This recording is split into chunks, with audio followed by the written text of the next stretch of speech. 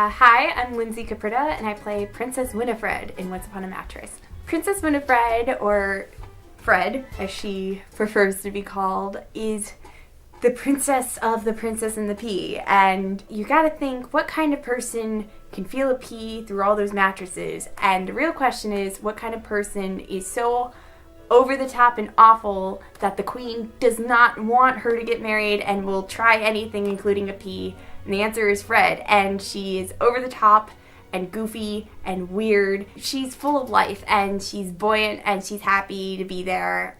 But at the same time, she's a lot smarter than she lets on. This is my first show with Silverstein Players. I found it through Facebook, because there's a bunch of little groups on Facebook that are like, audition here, please, we're desperate. And I'm also desperate, so I go to all of them, and this place actually offered me work, so I came in. I do love this show. I remember many moons ago when I was a wee Lindsey, I saw a high school do it. I don't remember anything about the show except the Fred bits. I remember parts of her doing this or doing that, and I remember her on the mattress like trying to fall asleep, and I remember all those little moments. So whenever I thought back to the show, I would think of those moments, and now I get to do them, and it's a lot of fun. For me, some of the highlights of working with Silverstein and this group has been the fact that everybody here is genuinely into it. You know, you go to some shows sometimes and it feels like somebody got dragged there, or they don't care about this show, or they're just there just cause. And it's sort of like by rehearsal 3 you were like, if you don't leave, I will drag you out. And here no one's like that. Everybody is very into this show. They want to be in this show, and it's refreshing, and it kind of buoys you up too, because I want to do a good job for them because they're doing a good job for me. Fred is a very physically demanding part.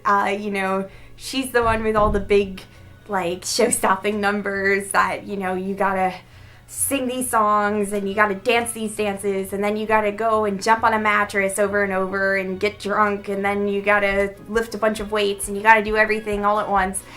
And it's also, this show is insidiously difficult. The music's a lot harder than it sounds, the dancing's a lot harder than it sounds, but it's sort of that fun insidiousness where, if that's possible to be fun and insidious, where it seems so simple that you would never guess like how hard everybody's working to entertain you. And at the same time, that's what makes it more entertaining, because people have to put 100% into it to get it correctly. And I think that's challenging, but it also ends up working in the show's favor.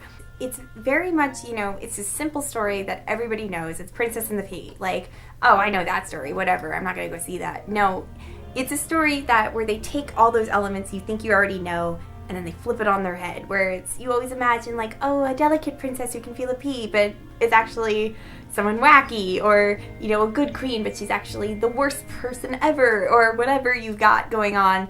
It's sort of, the comedy comes from taking a simple fairy tale type of story and then stretching all those elements until they're the exact opposite of what you're expecting.